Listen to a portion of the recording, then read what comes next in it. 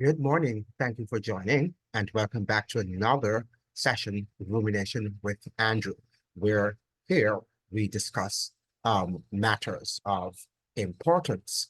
Now, this morning we are going to be looking at, Edward Seaga, and many of us, since his death, we have been asking hard questions about the man, right? Because he was involved in Jamaican politics for a long time, for decades, right? He was involved in Jamaican politics, I think from at least the 1960s, if not late 1950s to 2005, when he actually resigned from Parliament. Now, Mr. Seaga is known as a person who was very irascible and we could say sometimes very obstinate, and one who was known to be contentious. And maybe we can also describe him as being a bold leader and one who stood for what he believed in. And I think we need leaders sometimes like that.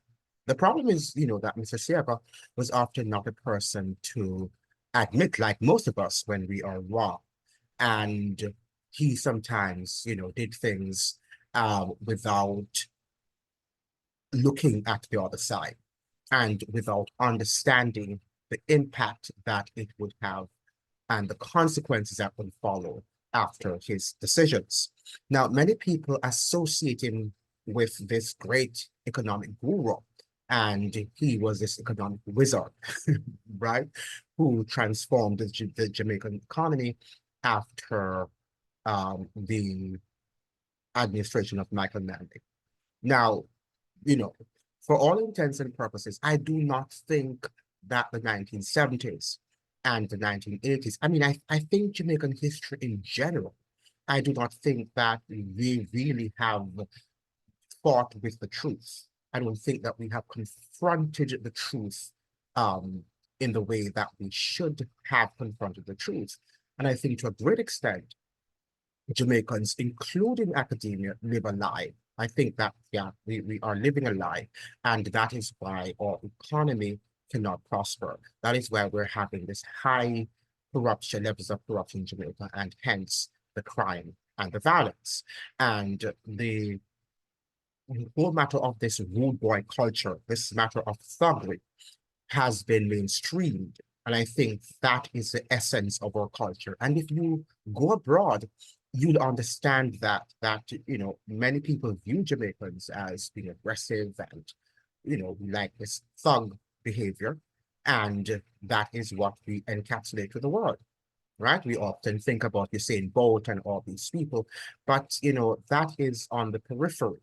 The main essence of the Jamaican culture is that we're largely not well educated in some cases, and that we are thugs, right? And that is what the image that we have given them, because we have sold that image to the world. And perhaps if we had decided that Marcus Garvey was going to be our man or philosopher, and we were going to promote him around the world, we would have had a different image, right? When you go to Brazil, when you go to, all parts of Latin America, and you see how you know, they worship, they idolize Marcus Mosiah Garvey. Yet in Jamaica, he's not seen as any significant person. We more idolize the Shelley and Fraser Prices and these entertainers, the Bob Marleys and stuff like that. I think we could have also, sold people like Marcus Garvey to the world and claiming as ours. You know, African Americans tend to be more, proud. They tend to be prouder and exhibit a level of pride about Marcus Garvey's work than we do, right? And that is a problem. It shows me that the culture is in decline, that the culture is not as elevated and advanced as we think our culture in Jamaica is. It is just not. It's a backward culture, if one should speak the truth, right? And it's not saying now that we haven't produced some great scholars and people who have done well for themselves in society. We have done so on the world stage, but that is not known to a great extent. All right. And I think that the Jamaican Tourist Board, Jamaica Tourist Board needs to, rethink and refashion the image that it would like to have, or people to have, people to formulate of Jamaica, because the image on the world stage is not good. Right? We tend to create that image in our minds that people view us in a positive light. But I don't think anybody in their right mind, any well-thinking Jamaicans, and move away from people who just talk about Usain Bolt and they talk about superficial things of Jamaica. Because if you should stay with them, if you should hang around them long enough, you'd understand that even within the Caribbean region, that people do not have a very good impression of us. And, we can cry foul, and say that, oh, they're envious of us. And in some cases, they are envious of our achievements. But I think in some cases, what they're saying has a lot of truth in it. And we've got to reflect about our image and what we would like to project to the world. I think what we have already projected, and I'm wondering if we can change that image at this juncture of the history. Now, I'm going to be looking at Edward Seaga, and I'm looking at this article that was written by what's his name, Horace Campbell. Now, I'm not sure if Horace Campbell is Jamaican or West Indian. He could be West Indian, but I'm not sure if he's Jamaican. I was trying to listen to some of his presentations on YouTube, but I could not hear it very well. The quality of the sound, the audio was not very good. So, yeah, I think he is a professor of African Studies at Syracuse University in the United States. And he wrote an article, and that's after Mr. Seaga's death on June 14, 2019. And his article is entitled Edward Seaga and the Institutionalization of Thuggery, Violence, and Dehumanization in Jamaica. And this was something that should have been in the Jamaica Observer or in the Jamaica Gleaner, because it is an article worth reading and worth contemplating on and having a critical discourse also about. But I don't think that our society is willing to do that, because our university is not geared, that's the University of the West Indies, is not geared toward, having critical, hard conversations as what the guy has here, the content of this article, of this essay. I will deal in another video on an article that was written by Professor Stephen Bassiani about Dr. Peter Phillips' critique of our university. That's the University of the West Indies, and the fact that the university, according to him, has not really informed political policies in Jamaica. And we shall look at that. Let's not get into that. Because this is a long article and we have to get through it. Now, this is by Horace G. Campbell. Now, the island of Jamaica has achieved international notoriety as a space of unbridled violence and as one of the main hubs for the trans-Caribbean and transatlantic drug networks within the illicit global economy. These features of Jamaican society developed rapidly after 1980, when Edward Seaga became the 5th Prime Minister of Jamaica. As a leader of the Jamaican Labour Party from 1974 to 2005, Seaga was associated with the refinement of a mode of politics that garrisoned poor Jamaicans into areas controlled by political contractors. Seaga was born in Boston in 1930 and died peacefully in Miami, Florida in May 2019. In the ensuing 89 years, his insecurity as to his identity and his wish to be accepted as part of the Jamaican ruling oligarchy sent him into a career to be an expert on Jamaicans of African descent.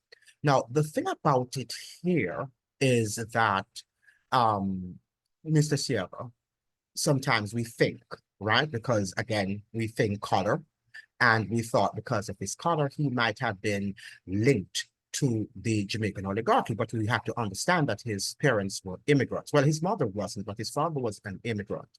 So he was not particularly born into that Jamaican ruling class, say, Mr. Manley, right? So he had to work his way up. Of course, he would be closer by virtue of his color, right? And the fact that he went also to elite institutions like Wolmer's High School for Boys, but he was not, and this article had me also thinking that, yeah, this was the fact, and we probably think that he was born with spoon in his mouth, right? Or with a wooden spoon in his mouth, as we would say, but he wasn't, right? And the article will get into that also. Edward Seaga and the JLP mobilized Jamaican workers against their own interests in organizations that guaranteed his success as a political and entrepreneur. One organization that has been linked to Edward Seaga was the Deadly Shower Posse that wreaked murder, violence, and drug running in the Caribbean, North America, and Europe. The historical record now attests to the fact that this organization was integrated into the networks of the Central Intelligence Agency, the CIA, of the United States when the USA moved to destabilize Jamaica society in the 1990s, in the 1970s, rather.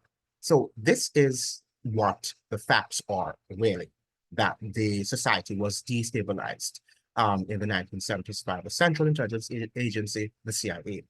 A lot of our intellectuals and Jamaican politicians tend not to acknowledge this fact. It's alleged. We don't know. There is no great evidence. But, in other countries like the Dominican Republic, like Chile, like Panama, and all the other countries in which, we've had destabilization efforts, people are not ifing and butting at this juncture of their history. But Jamaicans tend to do that. I don't know why. It is a mystery to me why our country tends not to be placed on that map. Only few scholars try to do it. They say that, of course, the CIA attempted to, well, not attempted, but they did destabilize the government of Michael Manley. Elements from these same networks were to later name Seaga as involved in drugs in congressional hearings and in court cases in the United States. Now, this is where I would have loved him to give, some citations in terms of quotations from the congressional hearings in regards to Edward Seaga, rather, being involved in drug running. All right. Not that I'm questioning him because I've read that also, Born for Dead. Those of you, the book Born for Dead is a very, very interesting book that was written by, I think her name was Black, right? That her last name was Black. I think he has included her. So we'll talk about that soon. Names such as Lester Coke, aka Jim Brown, Claude Massop, Vivian Blake, Cecile Connor, also known as Charles Little Knott Miller, and Christopher Dudus Coke are forever etched into the political history of thuggery, violence, money laundering, and drugs in Jamaican society. And remember now, when we have all of these things happening, thuggery, violence, money laundering, and drugs in Jamaican society, the banks also have to, right? They have to keep these monies, right? And I don't know if they don't know from whence came these sort of money. You can decide for yourselves in light of what is happening, for example, at the National Commercial Bank. Now, Edward Seaga was dependent on these gunmen within the polity and in the process undermined the office of the Prime Minister and left this position in Jamaica devoid of dignity, authority, and values. This is a very important comment that the office of the Prime Minister in Jamaica, and he is right, does not have the level of dignity and authority and values that it should have. And that is why you're seeing the level of lawlessness in Jamaica, because it reaches a point where, like, let us say you're a parent and you have not inculcated the right values in your children, right? You've allowed them to go about as loose cannons, then eventually you are going to lose that authority and they will do what they want to do. And I think this is what he's hinting here. He is suggesting here that the office of the Prime Minister in Jamaica has lacked that sort of authority. And I think he didn't have to say that to us because we see what is happening there in terms of lawlessness.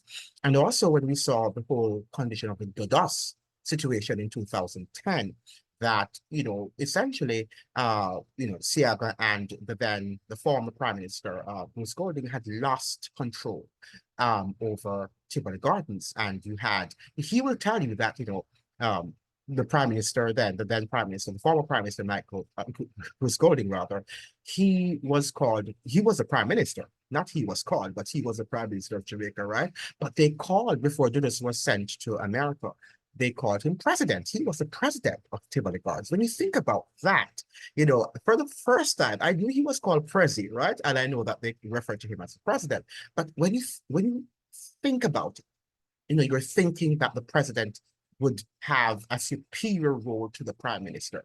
I mean, it boggles the mind to know that that was the sort of situation, and perhaps still is situation in many of these garrisoned communities, be it on the JLP side or on the PNP side. It is unthinkable. And this is what is happening in that country.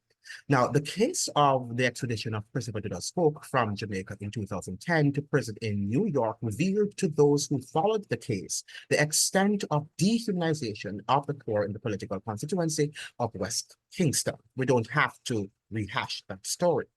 This debasement of politics and humanity was to be fully revealed under the leadership of Bruce Golding, who attempted to extricate the Jamaican Labour Party from the clutches of Dom's political enforcers.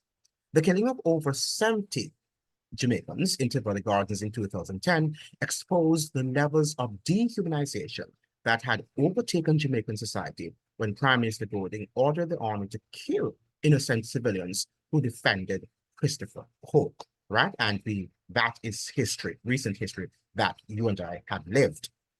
The lessons of these aspects of the life of Edward Seaga have not been revealed in the obituaries that have been written about him since his death. And this is also very critical because whilst the whole Dudu saga was occurring, the media houses in Jamaica did not really ground it in the historical understanding and giving the citizens a historical perspective because Seaga was alive. And, he went on different programs as Mr. Seaga, and he was, pretending as if Bruce Golding was the only, person who was responsible for the act and that he was a vacillator, he wasn't a good leader. And perhaps some of what he said about Mr. Golding is truthful, but the fact of the matter is that Mr. Golding was not the only politician who should have been blamed because he was the one who laid the seeds, who planted the seeds, I should say, for that to have happened, right? And he did not, shoulder the responsibility for that, right? He just kept on. And that's what we do in Jamaica. We blame the other person. And perhaps not only in Jamaica, that's the whole political culture, right? Around the world. Most of these obituaries downplayed the extent of the CIA, the Cold War, and cocaine triathlon in Jamaica under Edward Seaga, although the New York Times, the Washington Post, the Times of London, and the Telegraph all paid homage to his conservatism and his alliance with the neoliberal forces represented by Margaret Thatcher and Ronald Reagan. Now, this is important too because I have been saying to you that, even when we assess Michael Mann, we tend not to get into the weeds of the Cold War to understand what was happening, what the things that were at play during that era. Now, the same thing for Mr. Seaga, right? We tend to forget that he was functioning in this sort of era, in this sort of situation, in this sort of context with the destabilization efforts of the CIA, the Cold War, and the cocaine triangle. All of these are tied together. And then if you read the history of Latin America and you read about the drug trade and see what was happening, you understand that crime and violence in Jamaica is not coming from just as I'm saying, the lumpen proletariat who are seeking to wreak havoc on decent people, and these politicians are decent because they're wearing their ties and jackets and have on a nice suit, right? It is deeper than we can imagine. There's a book written by Whitney Webb, right? And she is an American journalist. And the title of the book is One Nation Under Blackmail, right? You should get a copy of that book. It's not talking about Jamaica, but it's talking about the United States. And when you read that book, I haven't completed it because it is really a sordid history of some of the things that our politicians are involved with, and particularly the criminal elements. And it is sad to know that we tend to look upon people and blame these people of lower economic class, like the Dada's Coke, because Dada's Coke, even though he had lots of money, but he wasn't like, well, our perception of an educated, even though he was intelligent, he went to that school there in Kingston. What's the name of the school again? Arden High School, right? That's what I heard. Or that's what I read, if I recall very well. But we still don't associate him with that upper elite, that upper echelon of the Jamaican society. Edward Seaga's own autobiography was part of the literature to praise Unfettered Capitalism, which he celebrated in the 2 volumes entitled My Life in Leadership, Volume 1, Clash of Ideologies, 1930-1980, and Volume 2, My Life and Leadership, Hard Road to Travel, 1980 to 2008. Seaga was explicit in Volume 2 that socialism is a pulling down ideology. Capitalism is a pulling up strategy. And this is just, very, what should I say now? It's not nuanced, right? We can say to some extent that both pulls down depending on, how it is used, right? So socialism can pull down a society, so can capitalism, right? As we are seeing in the context of Jamaica. This ideological outlook defined the career of Edward Seaga as he opted to mobilize the human and material resources of Jamaica to establish sweatshop conditions, opposing Black liberation in Jamaica and in Africa, opposing the Cuban Revolution, and the spearheading of the invasion of Grenada in 1983. Now, in an interview which I shall talk about or discuss in another video, he elucidated on his participation in the Grenadian invasion of the United States. Yeah, by the United States, not the Grenadian invasion by the United States, not of, but by. Conscious of the importance of history, Edward Seaga had attempted to distort the historical record of the collusion between the Jamaican oligarchs and the Reagan administration in the invasion of Grenada in his pamphlet entitled Grenada Intervention, The Inside Story 2009. Such was the trepidation of Edward Seaga among some Caribbean intellectuals that this relationship in the Shaw Posse killings have only been fully revealed in unpublished doctoral dissertations in the book Born for Dead, which I read. What I did not know when I read this book was that it was an unpublished doctoral dissertation. Now, under whose advice was she? I don't know. I think her name was Stephanie Black, if I can recall. But I read that book years ago, and it really has some sordid tales to tell. And in the fictional work by Marlon James, A Brief History of Seven Killings, I've not read that book. It's a recently published book, Jamaican author Marlon James, right, who published that work. And I think he resides now in the United States. At the time of his death, Edward Seaga had become marginalized in his own party by young Black professionals who wanted to rise above dehumanizing traditions of garrison politics. He had taken refuge into academia, becoming a fellow of the University of the West Indies. But now the road has been cleared for a full analysis of the role of Edward Seaga and his ilk in the politics of Jamaica and the Caribbean. Now, we really wonder if the university is going to take on that mandate. That's the University of the West Indies. I don't think that they are going to be brave enough. I think this work has to be done by perhaps a Jamaican or person of Caribbean heritage somewhere, whether in London or some, part of the metropolis, these industrialized countries, right? I don't think that research is going to happen in Jamaica. It's not possible. Not given our climate of, what should I say now, crime and violence and all the things that are happening there. People are going to be fearing for their lives. This is urgent to reclaim the dignity and humanity of those who were dehumanized by the political traditions of Edward Seaga in the Caribbean. So he was not only a leader, or his policies not only had impact in Jamaica or on Jamaicans, but also on the wider Caribbean region. Now, when Edward Philip George Seaga was born on May 1930, that's May 28, 1930, in Boston, Massachusetts. His parents had been suspended between the African majority in Jamaica and the small planter class of the British and Europeans, who dominated the plantation economy of Jamaica. The grandparents of Seaga had migrated to Jamaica from what is now called Lebanon to escape the stultifying effects of the last days of the Ottoman Empire. Jamaica was then and now a predominantly African society, with a majority of the population tracing their roots back to Africa. In 1930, over 91% of the population were Africans, with a small percentage highlighting their European heritage to be called Afro-Jamaicans or brown-skinned Jamaicans. I shall not go into that sort of racial, whatever, ethnic description. The economy of Jamaica was dominated by the less than 1% of the society.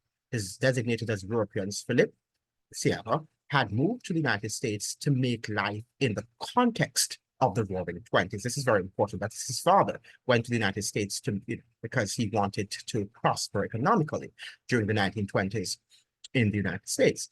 But by the time he was seeking to advance, the Wall Street crash of 1929 created conditions of desperation for immigrants such as Philip Seaga and his wife Erna, that's Nee Maxwell, who was Jamaican of African, Scottish, and Indian descent. Hence, 3 months after his birth in Boston, the family of Philip Seaga returned to Jamaica, hence the birth of Edward Seaga in the United States. So we know he was born in Boston, and he went back to Jamaica because of the financial crisis that was promulgated by the Great Depression, right? And the financial collapse in the United States. So they returned back to the island of Jamaica. The capitalist depression had a devastating impact on the oppressed in Jamaica, exacerbating impoverishment and cultural domination. It was in the midst of this crisis that the African poor in Jamaica deepened their identification with Africa as an expression of cultural resistance and human affirmation. The Rastafari movement blossomed after the Italian invasion of Abyssinia in 1935, and in 1938, the working class peoples registered their opposition to colonialism with massive working class protests on the sugar plantations. These protests in Frome, Westmoreland, on the Surge Island sugar estates of St. Thomas, and in the working class areas of Kingston, especially the docks in West Kingston, had been stimulated by Garveyites such as William Grant and worker activists such as Alan George St. Claver Holmes of Western Jamaica.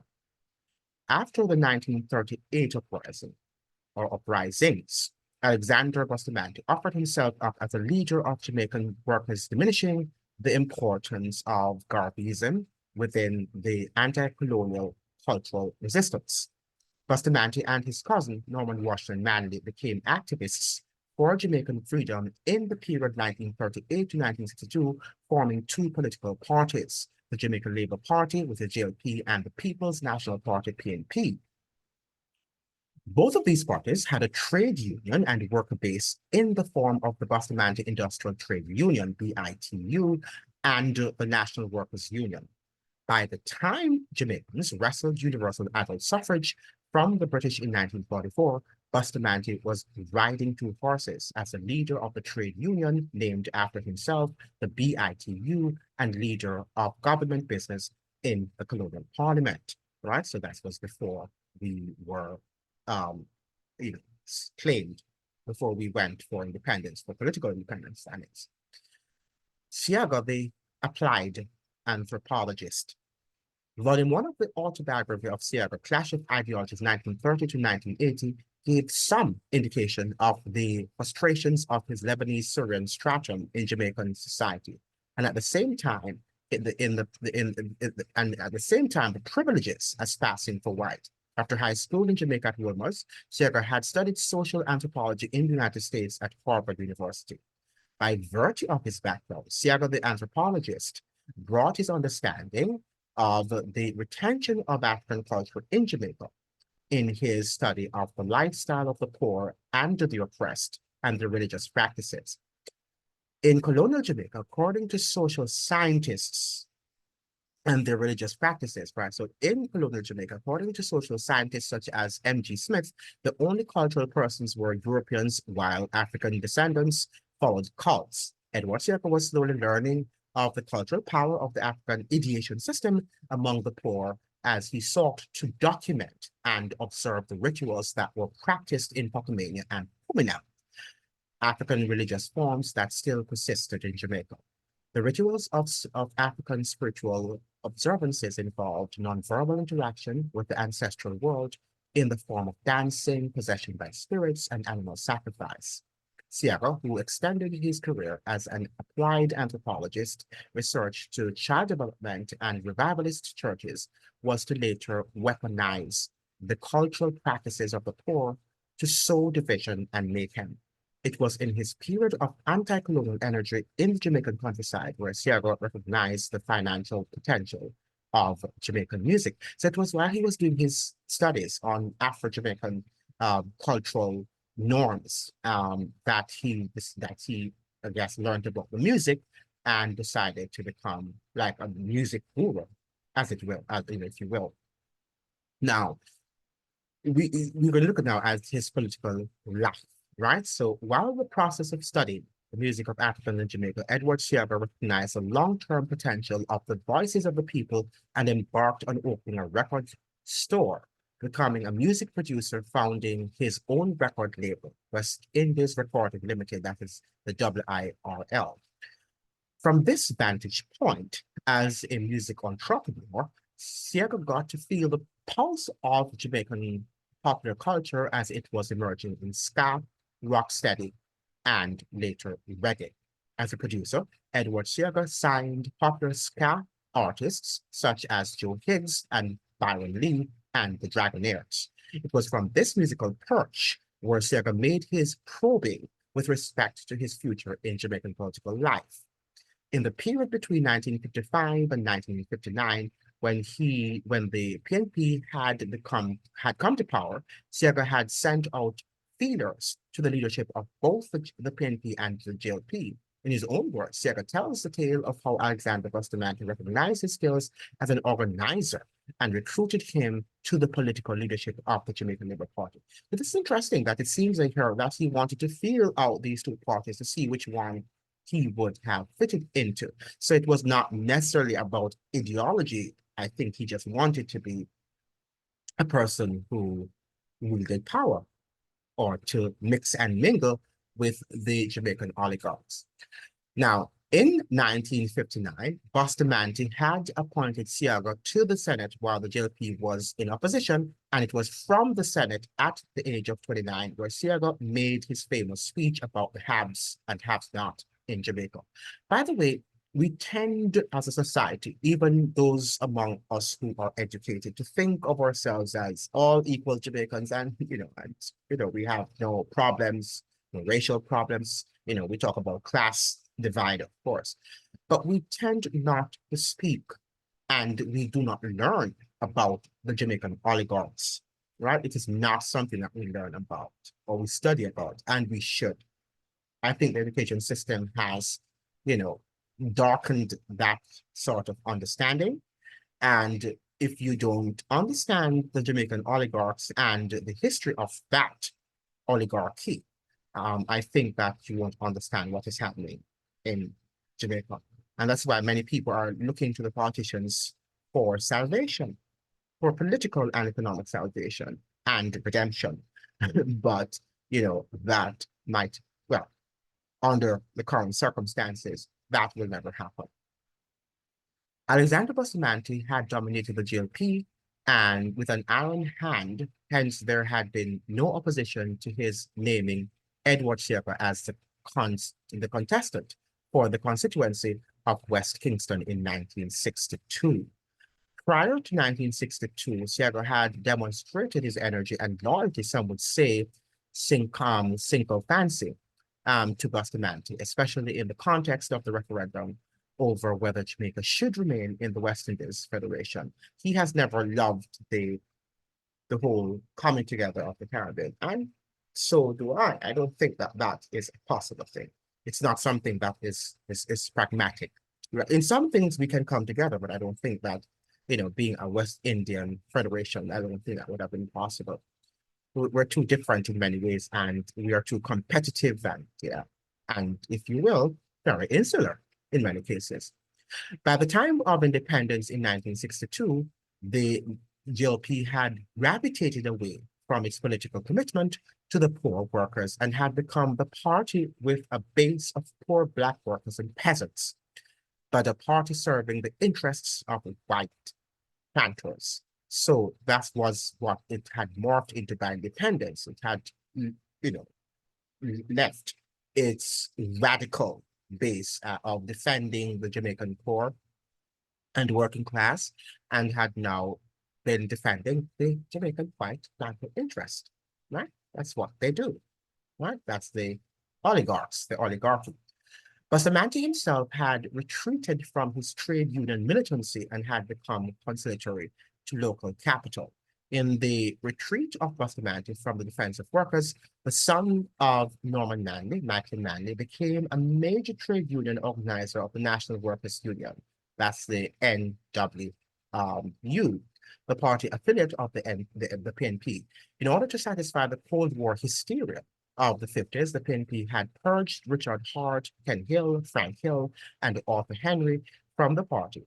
These four were among the most formidable defenders of the working people, and by 1949, the unions that they offered were among the largest after the BITU.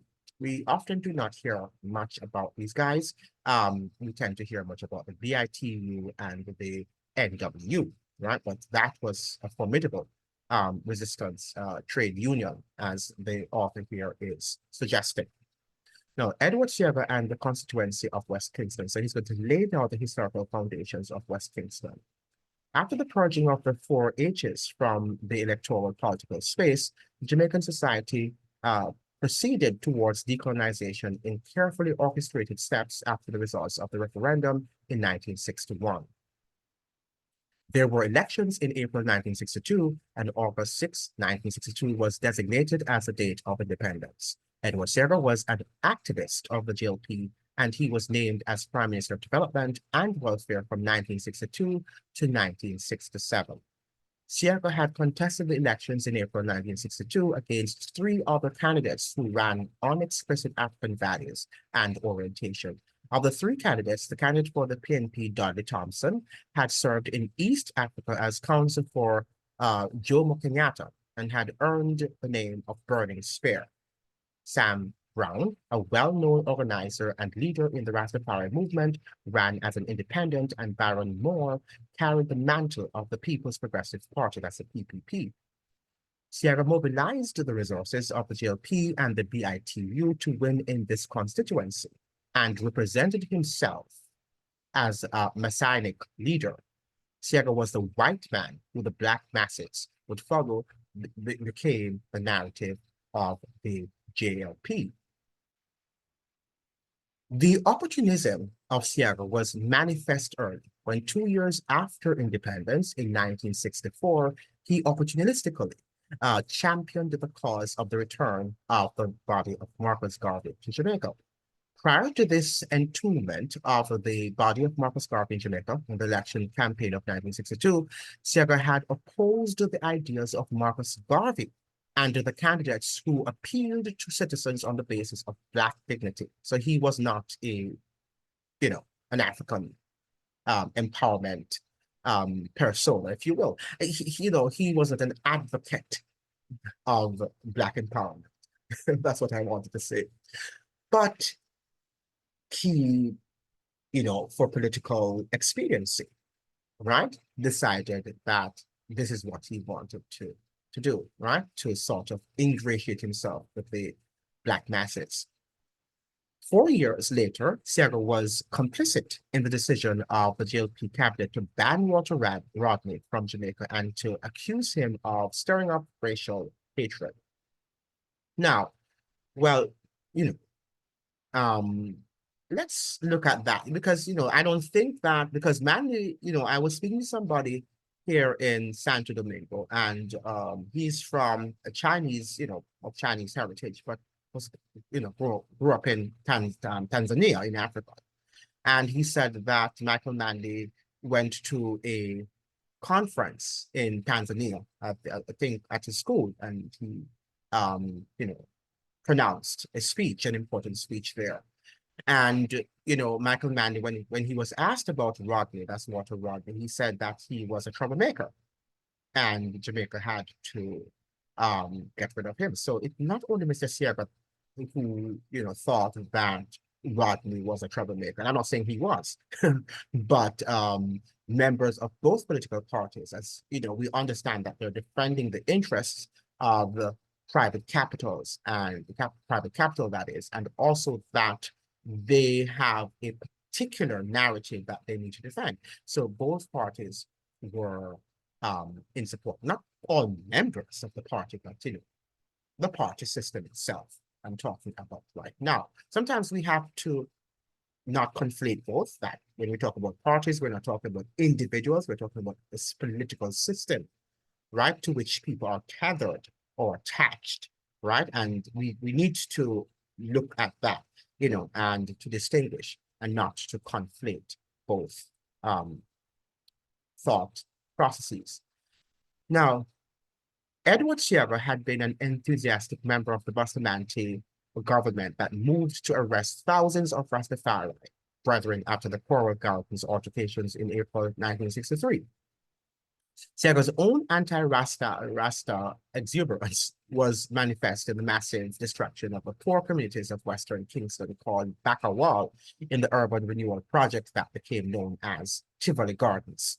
Tivoli became associated with the person of Seaga, and as a community that gradually purged from its midst Jamaican citizens who considered loyalty to another formation other than the JLP.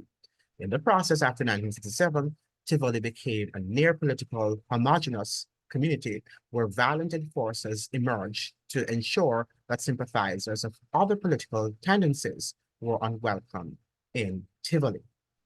And the same thing happened, of course, in fairness, in the PNP constituencies, also in the PNP garrisoned communities. In October 1965, Seaga had signaled his orientation toward political thuggery when, at an event at the National Stadium, Seaga had declared in response to booing from the assembled crowd recognizing Paul Bogle and Marcus Garvey as national heroes that, if they think they are bad, I can bring the crowd of West Kingston. We can deal with you in any way and at any time. It will be fire for fire and blood for blood, right? This is what Mr. Seaga said, right? This language of blood and fire took on real meaning in the state of emergency of 1966 and the violent conflict for power fought out in the elections in 1967. Dudley Thompson, the candidate for the position PNP, had campaigned against Seaga in 1967 and had surrounded himself with PNP gunmen while with the resources of the government. Seaga developed a small force of gunmen that outgunned the Dudley Thompson forces. So these are thoughts, right? And these are though esteemed, because Dudley Thompson is esteemed in Jamaican circles and among Black circles in general. Despite this political rivalry, both Seaga and Thompson remained good friends. And this is what is important, right? That they were good friends, even though they were enticing people to kill, right? Over politics, warring tribes, right? Over scarce benefits and spoils, right? That is the essential characteristic of the Jamaican society. Now, this was revealed to the citizens of Jamaica after the death of Dudley Thompson, when Seaga revealed the depth of their friendship. Prior to his death, Dudley Thompson apologized to the Jamaican people for his complicity in the Green Bay Massacre. This was an episode where the military ambushed young JLP adherents and shot them down in cold blood. Right? This guy did it. And that's what we have to understand. Like people educated and going to a university and being a top lawyer and, top doctor, as it were, doesn't mean that you are a person of class, a person of values, a person of moral ethics, right? And sometimes we conflate these things. And we only look upon the gunman, right? And we're not looking at the persons, the intellectual authors, I should say, right, of these people, the people who trained them, the people who orientated them to being what they are. And if we look behind the scenes carefully, we're going to see people who we regard as very intelligent and very sophisticated, who are behind these criminal people and these criminal activities. And as far as I am concerned, and any well-thinking person would also, that the person who is the intellectual author, they are worse than the person who's committing the crime, because they are the ones who initiated these things. And the politicians and these academic ruling elites and financial elites should be blamed for engineering these sort of terrible crimes, horrific crimes, I should say. Petty violence in the form of throwing stones, use of cutlasses, throwing Molotov cocktails, and fistfights had been a feature of competitive politics in Jamaica since 1944. By the 1960s, the quality and intensity of the violence edged up a notch with the introduction of handguns among the enforcers. At the end of the decade, the mix of submachine guns, drugs, and politics had become toxic in Jamaican society, with Tivoli becoming the place associated with guns and repression. With the rise of political violence and the increased use of guns in political battles, Tivoli earned the distinction of becoming a garrison community. The political enforcers and gunmen who coerced citizens were called dons. These figures received government contracts and were the source of political payoffs called patronage. In Jamaican society, Edward Seaga was known as the Don of the Dons and the architect of a new form of housing called the garrison. Garrisons were and are a veritable fortress where the dominant party and or its local agents and supporters are able to exercise control over all significant political, economic, and community-related social activities. Political enforcers such as Claude Messer created fear among poor workers. Mark Figueroa, in his study of garrison communities in Jamaica in 1962 to 1993, outlined the violence that was associated with gunmen such as Messer in the JLP, while the PNP countered with its own garrisons and gunmen such as George Feathermouth Spence, Winston Barry Boy Blake, and Anthony Tony Welch from the nearby area of the Army Guards jungle. Now, I think that this historical understanding and this historical awareness should be a part of our curricula in schools. A must. We should be able to repeat these things and know who these guys are if we are going to unmask our political and financial elites. I think we should. If Jamaicans were able to understand this sort of criminality that occurred decades, after decade in the Jamaican society, which makes it an irredeemable society at this point in time. The other day, in recent times, I've been listening to lots of podcasts talking about the effects of the lockdowns upon the world, and particularly upon children, right? And they have been talking about a lockdown which occurred, which happened for was it 2 years, right? The maximum in most countries. And they are talking about the negative consequences, right, of these lockdowns on children. The consequences of which might be so grave that many of these children will be impacted for decades to come, for generations to come. It might impact another generation. 2 years of lockdown. Think about 2 years of lockdown affecting another generation to come, or two, right? We have been living this reality of criminality, right? For decades, right? Not for 2 years or for 1 year or for 9 or 8 years, right? For decades. Now tell me now, do you think we will ever come out of, because generations upon generations have been lost, right? If 2 years could have resulted, and the psychologists and economists and all these people, some of the scientists as well, are suggesting that we're going to have grave consequences that will impact generations. A lockdown that just happened and just lasted for 2 years.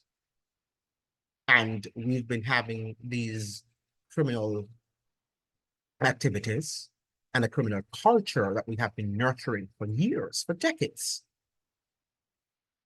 At this juncture, people, you tell me, I don't think that we will be ever able to clean that mess up. We won't. It's impossible at this juncture. The only way it could be clean if we have ethnic cleansing, and that's not possible, right?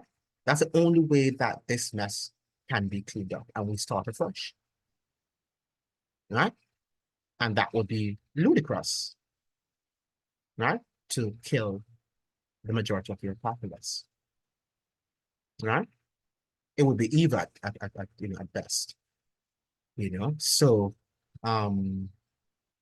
this is something serious and should bother and should be of major concern for all well-thinking Jamaicans. Now, during his tenure as Minister of Finance 1967 to 1972, Edward Seaga had strengthened the financial institutions to fully wrest economic power from the old planter classes that had discriminated against Lebanese and Syrians. So it's interesting that he's doing this for his people. The bauxite and tourist industries had created new poles of accumulation away from sugar plantations, banana production, and cocoa farming. I laughed because, when I think about this and what Mr. Seaga did in, eliminating discrimination against his own people, I remembered the guy who ran with President Lincoln. That's Lincoln of the United States president. What's his name again? Johnson, right? His last name is Johnson. He was he claimed initially that he wanted, he was an anti-slavery guy, right? So even though he was a southerner, but he, sided with the northerners in terms of abolishing slavery. But it's not that he was against slavery. He was against the way in which his class was treated, that the southerners used to discriminate against his class. So that is the whole point of the matter, right? That he was not necessarily against slavery. And I'm just looking at this now and I'm wondering, was Mr. Seaga, against discrimination of all Jamaicans, this discrimination against all Jamaicans? Or was he just against discrimination against this class, the Lebanese and the Lebanese rather, and the Syrian class? That is something that you will have to answer, a question that you'll have to answer for yourselves, but this is what I'm getting, Hopefully I'm wrong. The bauxite and tourist industries had created, new poles of accumulation away from sugar plantations, banana production, and cocoa farming. Noel Neversole, as Minister of Finance of the PNP before independence, had laid the foundation for Central Bank of Jamaica and founded the Development Finance Corporation with technocrats such as G. Arthur Brown and Noel Neversole. There were social democrats who wanted the public institutions to register an independent path for the society with clear planning. It was in this climate where the intellectuals of the New World Group flourished. The intellectual and political energies of these intellectuals were clearly having an impact on the region as a whole, inspired as they were by the anti-imperialist ideas of banding. Edward Seaga sold himself to the US leaders and an opponent of the Bandung spirit. Yet the Jamaican media celebrated Seaga as the brains behind decolonization or decolonizing the financial sector and the establishment of the Jamaica Stock Exchange, Jamaica Unit Trust, Export-Import Bank, Jamaica Promotions Limited, the Agricultural Credit Bank, the Jamaica Mortgage Bank, the National Development Bank, Urban Development Corporation, and the Kingston Waterfront. Of these ventures, the Urban Development Corporation facilitated the basis of the emergence of new elements in real estate capital and the control of the the Kingston waterfront rests control from the shippers and insurers that were linked to the export of banana and sugar. Now, let's go on to how in the 1970s. The inequalities and class polarization in the society alienated the poor, and the PNP mobilized around the question of the oppression of the sufferers. Michael Manley had succeeded his father as president of the PNP in 1969. Shortly thereafter, in 1972, Manley, as head of the People's National Party, won the general elections. Michael Manley had campaigned on the slogans and platform of the PNP of Millard Johnson, openly canvassing for the votes of the oppressed, especially the Rastafari. In 1974, Manley declared that Jamaica was moving in the direction of democratic socialism, announcing a number of social welfare reforms as socialist. Moving to embrace the spirit of Bandung, the non-aligned world and support for the African liberation created a new sense of pride among the mass of African descendants in Jamaican society. Within the Caribbean, Jamaica strengthened relations with Cuba, and Michael Manley championed a push against imperialism with a call for a new international economic order. These initiatives scared the entrenched local capitalists in Jamaica, while Edward Seaga moved to establish himself as the defender of international capital. So we know that Mr. Seaga is a symbol of unfettered capitalism, of the free market style economy, which clearly suggests that you should have, foreign investors, foreign investments come to Jamaica and do what they do, right? They can do whatever they want to do and, make huge profits at the expense of our people and expatriate their capital. But at the end of the day, we get some crumbs, right? And the job, right? A little job that pays really nothing to take care of the family, right? And this is the sort of development that we still are ascribing to, right? I heard, what's his name? Bruce Golding on a program one morning on his program, and he has a radio program down there. And he was, talking about the fact that we need foreign investments and we need for investments to come to Jamaica. And yet the laws are not there to protect the Jamaican labor, right, from the exploitation. And Jamaican society is really open now more than ever, probably worse than it was during the 1960s and 1970s, because I think we have lost to a great extent our sovereignty, right? And this is something that we're also not talking about. In order to better position himself as a full servant of international capital, Edward Seaga had to capture the leadership of the GLP. Seaga not compete We could not compete, sorry, with Donald Sangster, who had been one of the brains running the party after Bustamante had been stricken with illness. But Sangster had died suddenly after the becoming prime minister, under very suspicious circumstances, of course. Hugh Shearer had become prime minister, but by the time of the competition for leadership of the party, Shearer had stood down. Why? By 1974, the leaders of the JLP standing in the path of Edward Seaga were competent leaders such as Frank Phipps, Wilton Hill, Ronald Irvine, and Ian Ramsey.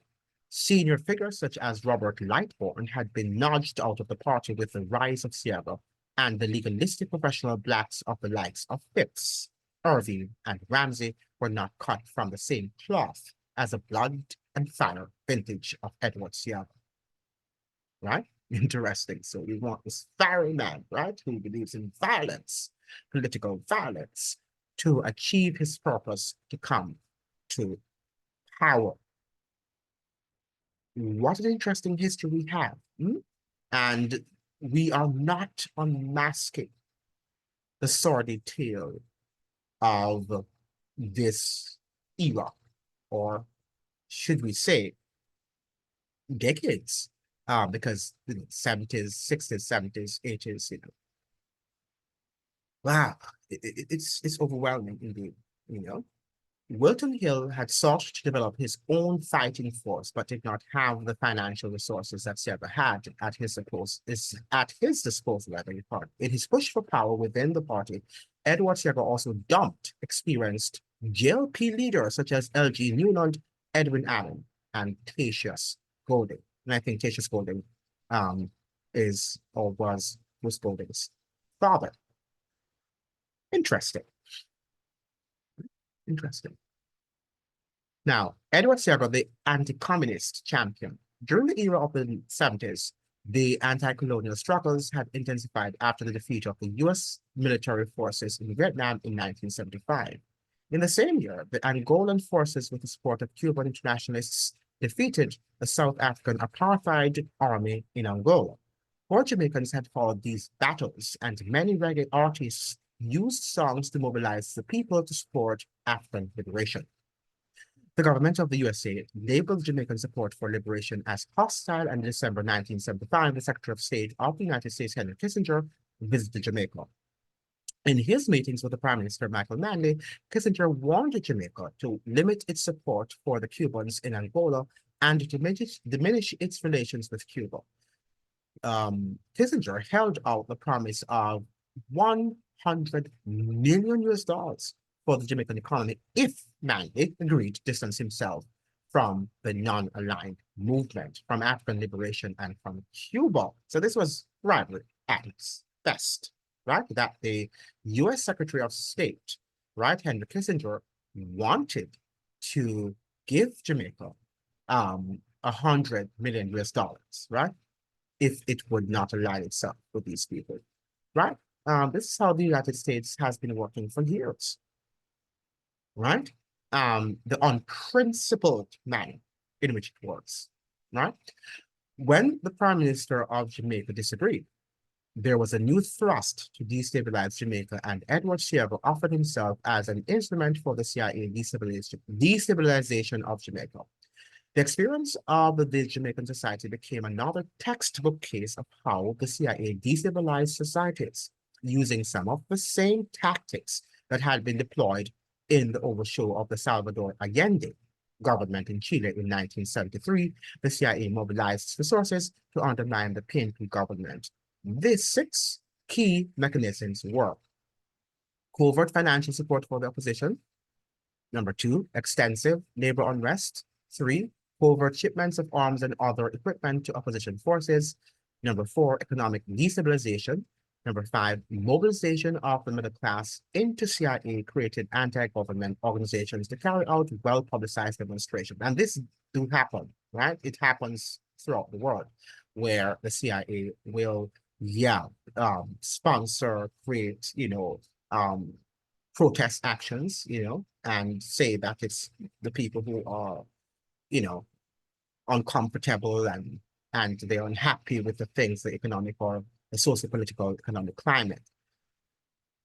Right. So these things do happen. This is not something that is just for Jamaica, but applicable to Jamaica. But as he's saying here, this is what they use. This is like a textbook case for situations used in other countries. Infiltration of security services and armed forces to turn them against the government. So even your armed forces can turn against you by the CIA. All of these elements were expanded in Jamaica.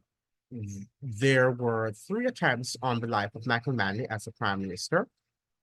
The unexplained presence of MI6 rifles, submachine guns, as well as sophisticated communications equipment also caused alarm, for the part of Jamaican security forces were simply unable to cope with the violence. No section of the population escaped from the new violence, and the reggae artist Bob Marley was shot at his home in Hope Road prior to a free reggae concert in Kingston, December 7, 1976. A decade later, in September 1987, Peter Tosh was to lose his life when gunmen invaded his home to send him to the land of his ancestors. Despite the escalation of violence, the PNP defeated Edward Seaga and the GLP in the 1976 general elections. It was the elections with the highest voter turnout in the history of Jamaica, over 86% of the electorate participating. The PNP won the elections with 57% of the votes, but this victory only stimulated the CIA to intensify its campaign of destabilization, supporting the IMF to undermine the economy, using propaganda to scare citizens and intensifying violence in the streets. And we must understand that the IMF and the World Bank, they're just arms of the US military industrial complex, right? And you must understand that. The CIA propaganda represented Seaga as economic genius, while the local media propagated misleading stories, scaring local entrepreneurs, resulting in the mobilization of the Jamaican Manufacturers Association and the Jamaican Chamber of Commerce against the PNP. It was in this period when the new organization called the Private Sector Organization of Jamaica, PSOJ, appeared on the political scene as one other form of support for Edward Seaga. Bob Marley, Peter Tosh, Bonnie Wheeler, and 13 other major of reggae artists had attempted to stand aloof from the violence, but they had grown up with many of the former rude boys who were now political enforcers. It is this intimate knowledge of the shooters that precipitated the reggae artists to mobilize with others for the historic peace concert at the National Stadium in 1978.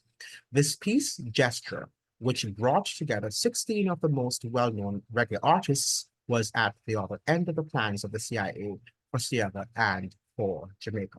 It was at this peace concert where Peter Tosh condemned imperialist violence and where Marley called on Seaga and Manley and Seaga to, so they called on Seaga and Manley and Seaga, well, it's called on Seaga and Manley, to come on stage and pledge to end the violent political war in Jamaica. Despite the pledge for peace, the top contractors and enforcers for the JLP and the PNP, Claude Massop and Bucky Marshall, were both killed within 2 years rather, after the concert. And the following election year in 1980 would see 889 reported murders in Jamaica, over 500 more than the previous year. The combination of violence and the economic terror of the IMF against Jamaica was too much for the people, and in the 1980 elections, then the bloodiest in the history of Jamaica, Seaga won the elections after hundreds lay dead and tens of thousands displaced. I am not sure if it was Beverly Anderson Manley or another person I had come across, but they were giving this sort of impression that the people were so enamored by Michael Manley. They loved him so much that they thought the best way in which they could show their love to him was not to vote for him in 1980, because they saw that the country was being destroyed by external forces. And in order to save his life and to protect the interests of the country, Jamaicans decided that they would vote for the opposition, which is Edward Seaga. Now, when the PNP won the elections in 1976, there were two choices before the society: either give meaning to the massive support that had been gained in the 1976 elections for drastic social change, or succumb to the dictates of the IMF. Michael Manley chose the latter, and the IMF intensified the economic destabilization, while Seaga and the government escalated the violence in the streets. Long before the Mexican debt crisis of 1982, the IMF had decided to use Jamaica as a guinea pig in its new direction of structural adjustment, which we are still the guinea pig of the world, not of the only Caribbean region, but the entire world, right? The decision to cut the civil service, to devalue the currency, and to lift price controls and to liberalize the economy led to the huge capital flight, reinforcing the already dire conditions for the sufferers. 3 months after the signing of IMF agreements, according to the IMF, Jamaica failed its first quarterly performance test. We now know from the historical hindsight that there was no way that governments such as that of Michael Manley in Jamaica or the Julius Nyerere administration in Tanzania could pass the IMF performance tests. What was instructive was that the apartheid government of South Africa that oppressed the African majority could pass the IMF tests, but leaders such as Manley, Niger, or Kenneth Kaunda of Zambia could not pass these tests. Right? So while the South African apartheid country was passing their IMF tests, these other progressive governments could not. It is now well documented by economists such as the late Norman Gervin that the IMF performance requirements resulted in one of the most savage packages ever imposed on any client government by the IMF. And we saw that in 2013 when we also signed another agreement with them. It being, of course, the most austere agreement in the history of the island. So we're still guinea pigs, even though we're doing our country economically is doing fantastically well. We have the most robust economy in the Caribbean, according to Andrew Holness. Now, Edward Seaga became the Prime Minister of Jamaica in 1980. He was not fully vested in his position before he traveled to Washington and to New York to ingratiate himself with David Rockefeller and the decision of the IMF to change the conditionalities for Jamaica. So, the IMF changed its conditionalities. So when we're thinking that Seaga was this great economic guru and all that stuff, we're seeing where he was getting lots of help from the US military-industrial complex, from the Rockefellers, which, if you study the history of the Rockefellers, I'm not sure that they have any good characteristic or if they're in any way in love with Jamaica. By the time Ronald Reagan was inaugurated as the President of the United States in January 1981, Seaga was the first world leader to be invited to the White House. It was in the context of these meetings in 1981 where Seaga sold himself as an opponent of organized labor in Jamaica and the Caribbean. In his autobiography, Seaga has bragged how he introduced the idea of the Caribbean Basin Initiative to the Reagan administration. This orientation started the long road up to the debasement of Jamaican workers and to the introduction of sweatshop conditions in Jamaica. International conservatives were pleased to have a leader of the Labour Party being in the forefront of denying basic rights of decent wages and protection at the workplace for workers. These were fundamental elements of the struggles of the Jamaican working people from the time of enslavement. And we're still seeing this sort of immigration of, people, foreigners coming into Jamaica because the government says that, our workers in Jamaica do not have the skills to do those jobs, right? So they have to, bring other people from other countries into the country. And that is, mumbo jumbo. We know that that is not true to a great extent, right? In some cases it might be, but to a great extent it is not true. And even if it were true, why has the government, I've been hearing this sort of not notion that, we need to import skilled laborers and people, because we have these new technologies that our people probably are not equipped with the skills and the competencies to maneuver. Why hasn't the government worked with the universities down there to, to train people? And because this has been going on for decades, right?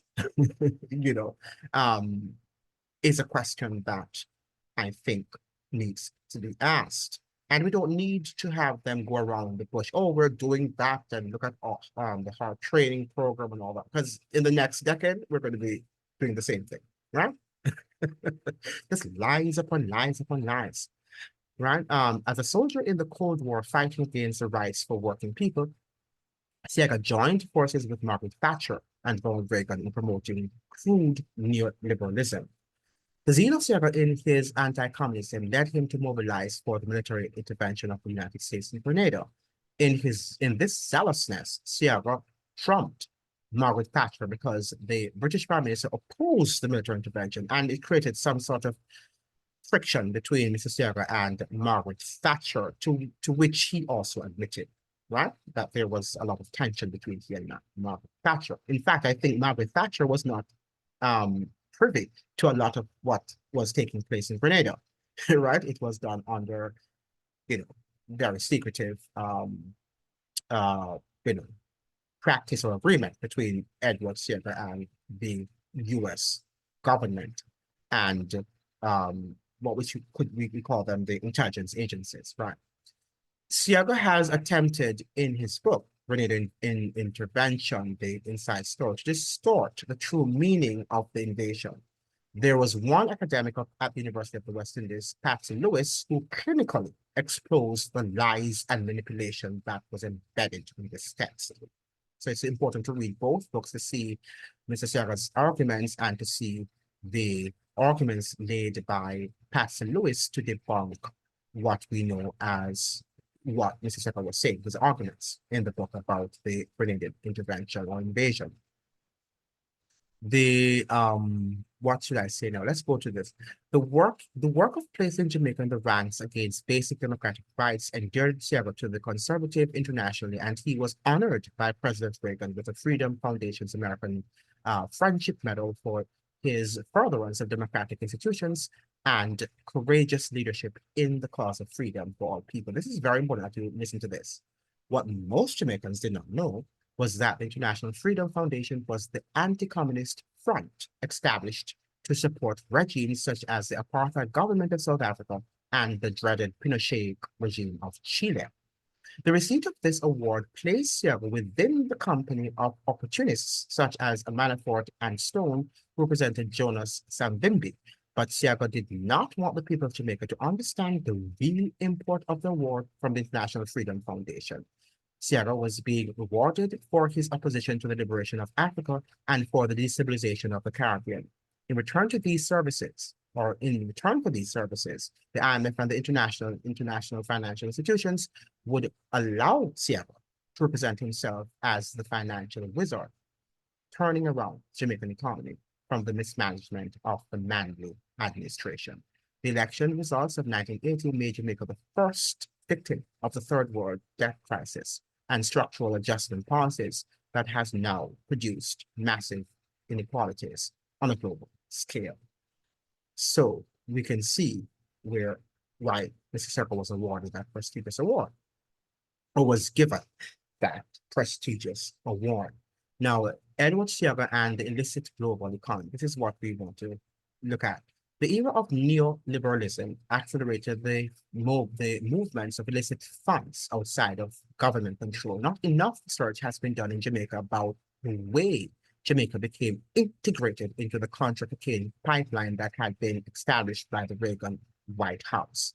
So we need to do more research about the underworld of the crime and violence in Jamaica. The CIA of the USA had established conduits between drug cartels and the banks to finance its contra wars in Central America and the Caribbean. It was in this period when narco banking became institutionalized. Narco banking, okay, money laundering, drugs, and banks were always part of global capital, but during the era of social democracy, state control over financial institutions had placed rigorous controls over the movements of illicit funds. When Ronald Reagan became the president of the United States, the anti-communist fervor and the Contra wars stimulated the loosening of controls over money laundering. The CIA strengthened its money laundering capabilities, and many banks, such as HSBC, were attracted to the new source of wealth. According to the United Nations Office on Drugs and Crime, in their 2010 annual report, they stated that money laundering, and I'm quoting from the United Nations Office on Drugs and Crime, um, money laundering is a method by which criminals disguise the illegal origins of their wealth and protect their asset bases in order to avoid suspicion of law enforcement and to prevent leaving a trail of incriminating evidence. And I unquote.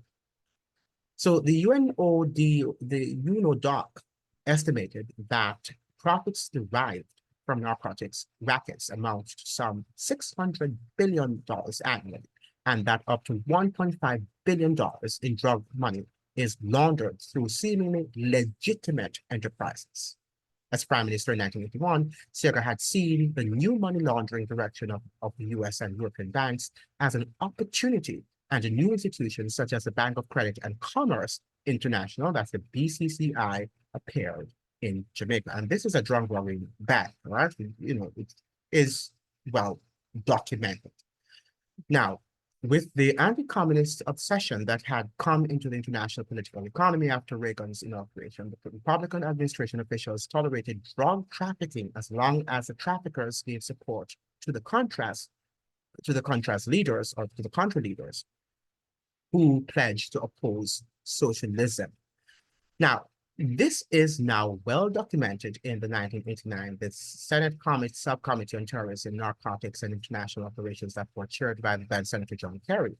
We learned from this hearing how the Narco Bank, Bank of Credit and Commerce International, BCCI, established operations in Jamaica. and quote here, coming from the Kerry report, BCCI cornered the market for government funds and programs in Jamaica as a result of establishing a personal relationship with then Prime Minister Edward Seaga. Ultimately, this relationship involved the BCCI being involved in financing all of Jamaica's commodity imports from the United States under the U.S. Commodity Credit Corporation, the CCCC program, and handling essentially every foreign current account of Jamaican government agencies. Now, Gary Webb, and I, sort of half read his book, is a very important work that he did, and after publishing that work, shortly thereafter, he was mysteriously murdered. Gary Webb, in the book Darker Lives, the CIA, the Contras, and the crack cocaine explosion, added extra details on the way the crack epidemic in the Caribbean and the USA was facilitated by the CIA. Edward Seaga was a willing facilitator of narco banking and the darker lines, and he went overboard to ingratiate himself into this new illicit global network for money laundering. Seaga was able to use his position as the Prime Minister and Minister of Finance to establish the infrastructure for the integration of Jamaican society into illicit financial flows. And we sometimes wonder what Baby Bruce is doing, One testimony before the Kerry Senate Committee in 1992 stated unequivocally that by the mid-1980s, that's via the BCCI, handled every penny that came into or out of Jamaica in terms of foreign currency. We were bankers to the central bank. We were bankers to all official governmental organizations in Jamaica. So, hence why the dollar seemed to have been stabilized, right, under Mr. Seaga's portfolio as Prime Minister and also Finance Minister. Other manifestations of this integration with narco banking and the illicit global economy have come to light in the trials and tribulations of the Israeli money launderer Eli Tsona, who was called one of the top Israeli mobsters by the Jerusalem Post. Tsona had appeared in the Jamaican Society after Seaga became Prime Minister. Tsona was presented to the Jamaican population as a business person involved with a supposed high-tech and agricultural scheme. Tsona, with no known experience in agriculture, was represented to be the brains behind the scheme of the Prime Minister Edward Seaga for the establishment of an agricultural complex called Springs Plain. It is now on record that Seaga's Agro 21 program was integrated into the trafficking of cocaine from Colombia. According to the book Cocaine Nation, How the White Trade Took Over the World, Eli Tsona was a money launderer for the Cali cartel of Colombia. Springs Plain was another front for the transfer of cocaine from Colombia to the United States through Jamaica. And, we see afterwards where the crime and violence kept rising. Oh, and it's the gangs. It's the gangs, right? They are the ones who are responsible for the crime and violence, and our distinguished politicians are innocent saviors, right? Who are desirous of saving us from the monster of crime, from the crime monster, right? Now, sometimes I have to laugh, but this is not a laughter that is exciting, right? It's a laughter that almost wants to make me cry when we look at the level of corruption, right? That plague the island nation. Now, during the Seaga period, the planes that were leased to fly out the winter vegetables flew from Colombia before collecting the vegetables from Jamaica. At this period, international lease financing for the Los Angeles-based aircraft leasing division of AIG was the biggest force in the leasing of planes. AIG worked closely with the U.S. intelligence services to the point where the CEO of AIG was once under consideration to become the director of the CIA. Interesting. The agricultural complex called Springs Plain employed Lester Cope, aka Jim Brown, as head of the security, and it was while at Spring Plain when Jim Brown built up his expertise to smuggle drugs from Colombia via Jamaica to the United States and the United Kingdom. After the end of the Cold War and the defeat of Edward Seaga, Tisono was arrested and jailed in the United States on charges of fraud and money laundering. In 1997, an Israeli Knesset committee report named Eli Tisono and his brother Ezra as being the country's two most powerful drug lords. Tisono was jailed in the United States in 1999. By 1992, Jim Brown died mysteriously in a fire while awaiting extradition to the United States. His son, Christopher Douglas Cope, inherited the organizational structures developed by Jim Brown. Right, we're coming to the end. Seaga and the Shaw Posse. Claude Massot, the top gunman for Seaga, had been an acquaintance of Bob Marley in the concrete jungle that Bob Marley wailed about early in his singing career.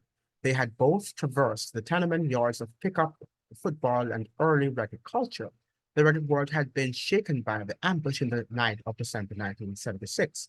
Massot crossed the CIA by agreeing to the peace concert with the PNP's Bucky Marshall. For this, he was shot dead. After the death of Massot, Lester Cope, Jim Brown became the chief lieutenant of Edward Seaga in Tivoli Gardens during the period of the CIA destabilization.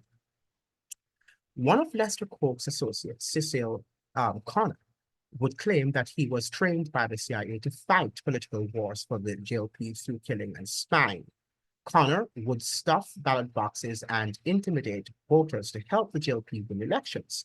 Connor would go on from being a political thug to being part of the international Jamaican-based cocaine ring known as the Shaw Posse. He wound up testifying against Lester Cope and his cohort, Vivian Blake, only to return to his native St. Kitts to become a drug kingpin who almost held the country hostage. The saga of the efforts to extradite Dudus from Jamaica is still fresh in the minds of Jamaicans, and many remember that Dudus said that he did not want to suffer the same fate as his father or his brother. After the elimination of Claude Massot, the forces of Lester Cope organized the Shore Posse in Tivoli with a worldwide reach into Canada, the USA, Europe, and other parts of the Caribbean. Jamaica became a node in this dark alliance of the CIA, Contras, and cocaine during the period when the Seaga administration was in power, 1980 to 1989. In order to establish a firm entrepreneurial basis for the distribution of cocaine in the Caribbean, the Shore Posse developed the logistical capabilities to move large volumes of cocaine through the Caribbean. According to street legend, this particular posse got its name from the JLP election slogan, Shower, which was a response to the PNP's power that was coined from Mandy's Power for the People slogan in the 1970s. One other source noted that the name Shower had been taken from a speech by Edward Seaga where he promised that, and his blessings will shower from the sky and money going jingle in your pockets, which, remember that, campaign slogan that he had, no money, not jingle in your pocket, Papa Tax. No, that was the PNP who had come up with that campaign song, right? So yes, because I think they were responding to blessings will shower from the sky and money going jingle in your pockets. So now I'm seeing where the PNP made up that song. Okay, I'm seeing the connection here. Seaga knew that this money was not coming from the production of goods and services within Jamaica, which is interesting. Edward Seaga had skillfully studied the duplicity of the war on drugs in order to manipulate the Jamaican electorate on the integration of Jamaica in the international money laundering business. When Seaga lost the elections in 1989, Jim Brown had accumulated enough knowledge of the Springs Plain logistics to be able to move between the USA and Jamaica with the support of the infrastructures that had been perfected by Tisono and the CIA. When Jim Brown decided to be independent of Edward Seaga, he was arrested and held in jail in Jamaica. Jim Brown had agreed to testify in the US about the infrastructure of the Shaw Posse and its link to the JLP politicians. Before he could testify, Brown lost his wife in a mysterious fire in his jail cell in Jamaica. The dominant Jamaican newspaper, the Daily Gleaner, wrote on the rise of Duddles in this way. And this is now being a quotation from the Daily Gleaner, from the Gleaner. And I quote, "The lives of the Cook family members changed again dramatically one fateful Sunday morning in 1992. The senior Cook was behind bars, locked up at the high security Towers Street Adult Correctional Center after losing an extradition battle. When news broke that Jati, his heir apparent, had been killed.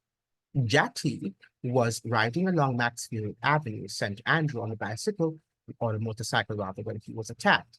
The reprisals were swift and vicious. Police said at least 12 persons were killed within a 2-week period. In February 1992, on the afternoon Jati was being buried, another tragedy hit the Cook family. Jim Brown died in a mysterious fire in his cell. With the demise of the father and their heir apparent, Douglas, an adopted son, was chosen to lead Tivoli Gardens over Liberty, to the latter's displeasure. And I unquote. Now, what was remarkable about the reporting in the Jamaican newspaper at the time of the extradition of Douglas was the silence on the role of Edward Seaga in the militarization of Tivoli Gardens. When Seaga lost the elections in 1989, he gradually lost control over Tivoli, and this is very important. For a short while, the members of the Shower Posse gang continued to do the bidding of Seaga, but he did not have the resources of the state behind him to hand out contracts to the dons. And this is what happens on the other side too, because prime ministers come and prime ministers go. So after they've left office, after they have demitted office, then the dons are going to run the show. And this is now where it continues, it never ends, right? Because until we eradicate all of these, garrison communities, then crime and violence will always wreak havoc in Jamaica. As leader of the opposition after 1989, Seaga had brought the thuggery against the leading members of his own party. Errol Anderson, Edmund Bartlett, Carlson Loader, Douglas Vass, and Colonel Charles were called the Gang of Five, and chafed under the authoritarianism of Seaga. By this time, the JLP was not a real party, but an instrument to further the goals of Seaga. As leader of the opposition, Seaga used this group of enforcers to intimidate those who opposed his leadership. Bruce Golding left the JLP after this intimidation to form the National Democratic Movement, the NDM, in 1995. Such was the power of Dudas by this time that Seaga had to defer to Dudas in accepting Golding back into the JLP. So it was Dudas who had to give the green light, right, for Mr. Golding to come back, to return to the Jamaican Labour Party. Because after all, he was the president, wasn't he? Seaga resigned as leader of the JLP in 2005 after losing 4 consecutive elections. Historians will now await the memoirs of Dudas to explain the power that he wielded over Edward Seaga in the latter years of his service as Member of Parliament for West Kingston. And perhaps that's one of the reasons why the US might have taken him to prison, and he will be interviewed by scholars. Perhaps they will document it. Of course, they will tell us what the US wants us to hear. It is already known the coercive power that Dudas held over Bruce Golding when he decided to make West Kingston his political constituency. Bruce Golding was the Prime Minister of Jamaica, but Dudas Cope was referred to as the president. Let's say what he was president, right? Prezi. When the US government instigated charges against Dudas, the vigor with which the Prime Minister of Jamaica moved to halt the extradition led to Golding representing himself as an anti-imperialist. To delay Coke's extradition, Golding authorized the retention of a US law firm for $100,000 a quarter to lobby officials in Washington. Bruce Golding suffered the indignities of association with gunmen and the Shower Posse, reaping the rewards of the seeds that had been sown by Edward Seaga, which is true. Golding had placed his reputation on the line by defending Dulles and employing the U.S. law firm to fight the extradition, which he shouldn't have, right? While defending Dulles, Bruce Golding, as PM, later reversed himself when the U.S. government intensified the pressures by withholding visas for members of the ruling party. So this was one of the reasons why he would have left also, because, the other members of the political party would have been damaged goods, right? Losing their visas. And Jamaicans don't play with their visas to the United States. They will do anything to get one. Golding then unleashed the army against the citizens of Tivoli, while he well knew that Dulles was not in Tivoli, but holed up in a government house in the rural areas of Jamaica. This is incredible, right? And some facts you hope that they're not true, because you really wonder if our governments are about protecting the lives of their citizens. And how could he not know that the dust wasn't there, right? And allowed the military to have gone into that constituency and killed over 70 people. And I think that there were more deaths if truth be told. Right? But we just have to report what was given, that over 70 people were massacred, right? During that incursion, with the complicity of the Jamaican state. Right? So do you trust your governments?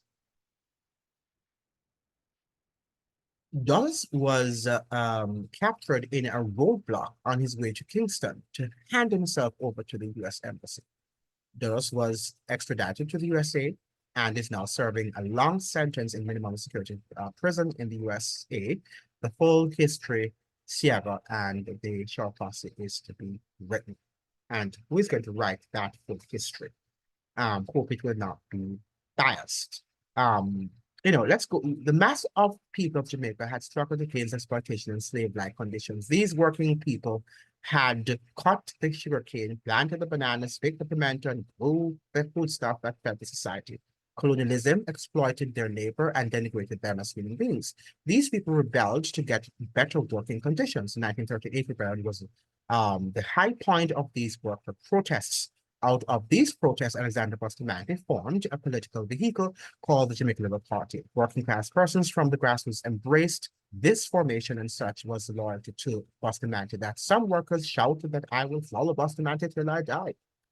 Despite this commitment to Bustamante, there had been a vibrant opposition party called the PNP, and the quality of the political leadership in Jamaica was world class, with high levels of tolerance for opposing ideas.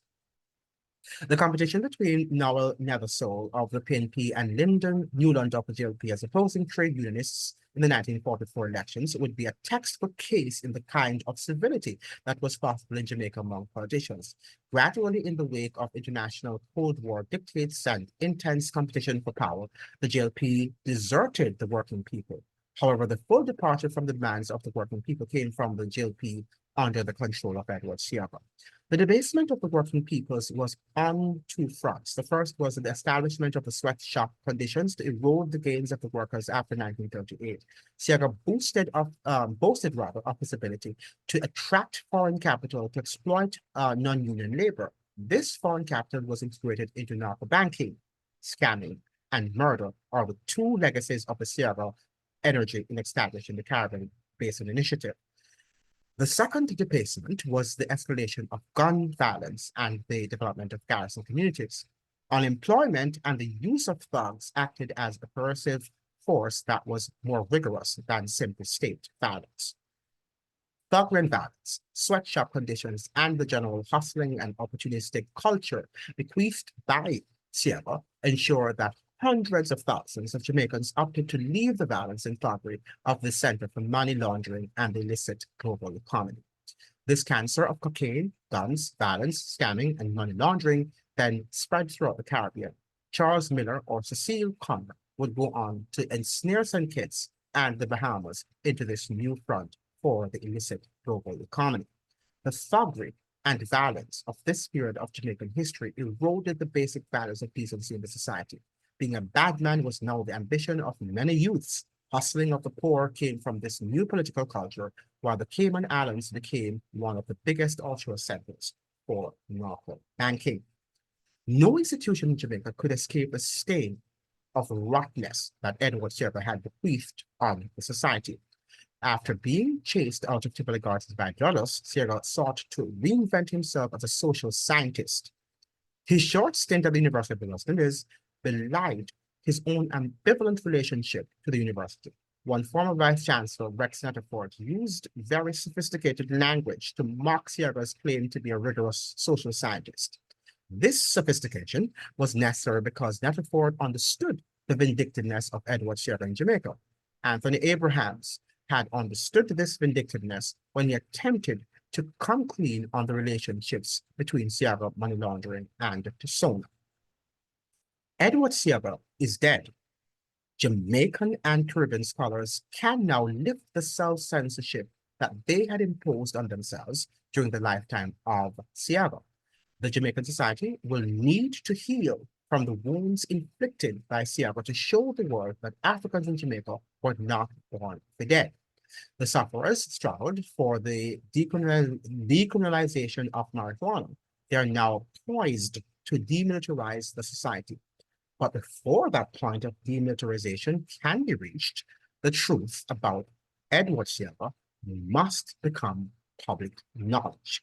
In this way, the traditions of peace and love will take precedence over the culture of blood and violence. This was a very important article that I thought should be studied by all well-thinking Jamaicans, right? It should be discussed and properly contextualized. And I think that it is now time that we do that in light of the high murder rate, the high levels of corruption in the Jamaican society. But we are seeing that our leaders, right, have feet of clay, right? And they are just mere dust. And we ought not to immortalize them, right? Whether it's Michael Manley or the Seaga, but we should look dispassionately at their administration and to see and to learn lessons. Because, you know, we must not also destroy the gains that they have also left us, they have bequeathed us, but we must learn from the unwise decisions that they made. And of course, Mr. Seaga made a lot of unwise decisions. And we hope that we will not look just at the man, but we will look at what he did and how these decisions have left negative impacts or consequences on our society as a whole. Thank you so much for joining, and I look forward to seeing you in another important discussion. All the best. Happy New Year.